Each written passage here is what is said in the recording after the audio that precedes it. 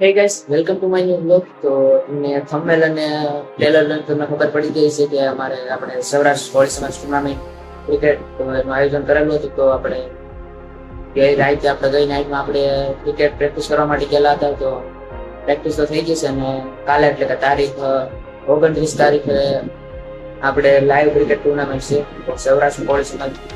તો આપણે પણ ટીમમાં છીએ. તો ગઈ રાતે પ્રેક્ટિસ કરવા ગયેલા હતા. તો હવે કાલે મેચ છે. તો કાલે હવે રમવા જવાનું છે ટુર્નામેન્ટ.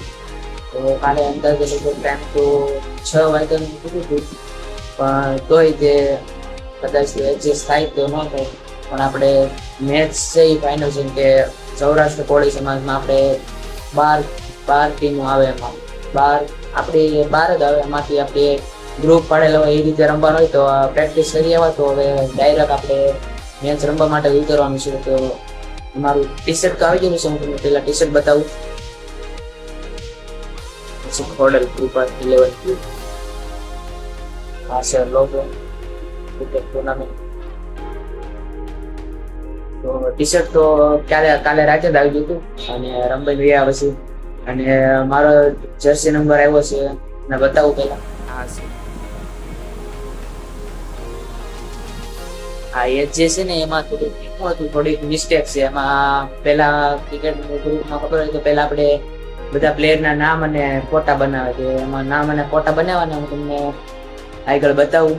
જો આમાં આપણે યજ્ઞેશ લખેલું તો એમાં ફોટો નામ એવું બતાવ્યું ને, તો એમાં એને વાય લખતા ભૂલી ગયા હતા. આગળ મારું નામ યજ્ઞેશ આવે, વાય એ થાય, પણ આમાં ખાલી એ છે. એમાં વાય લખતા આવડે ને તો બધા યજ્ઞેશ કરતા હોય ને કે એમાં એ કરી નાખેલો છે અને ખાલી વાય નથી કરેલો.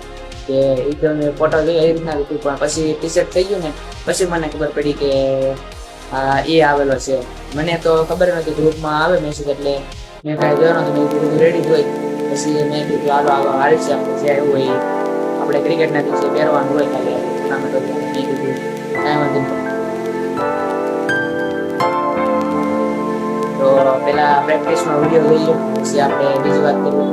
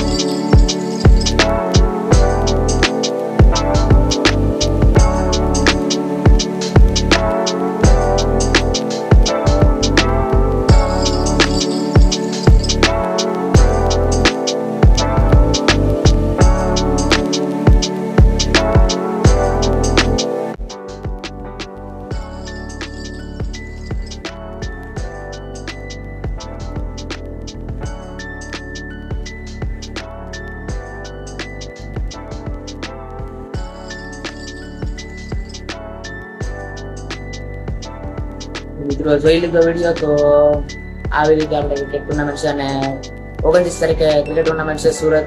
તો જેટલા લોકો સુરત હોય, સુરત થી જોતા હોય વિડીયો, મારો બ્લોગ જોતા હોય તો બધા ટુર્નામેન્ટ જોવા આવજો. તો સૌરાષ્ટ્ર કોળી સમાજ છે. તો ફાઇનલી મિત્રો, ચેનલ પર નવા હોય તો સબસ્ક્રાઇબ કરી નાખજો. તો મળીએ બીજા વિડીયોમાં.